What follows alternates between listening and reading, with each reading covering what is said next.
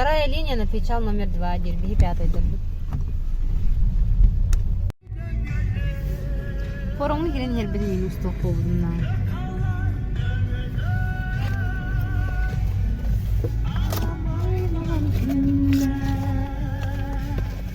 Боже, какой я видел ресторан. Впервые в жизни мне такой встречается. Там все отлажено как часы. Система скоростного обслуживания.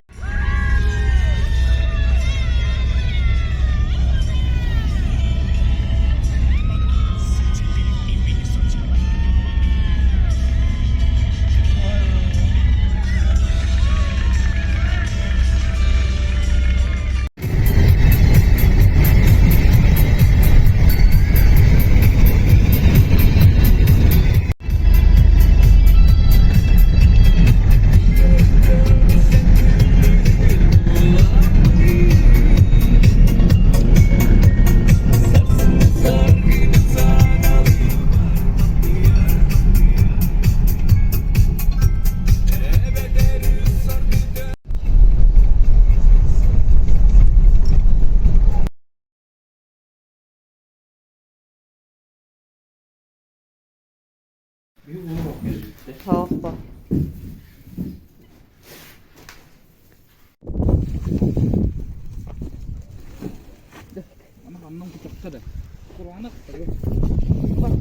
Bilmedim. Kucakka dediler. Çabuk misin? Hereni. Bu gaz killere hıcınlar kaçıyor.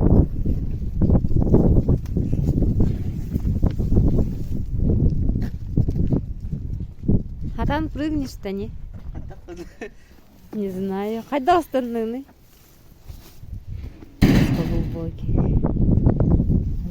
О!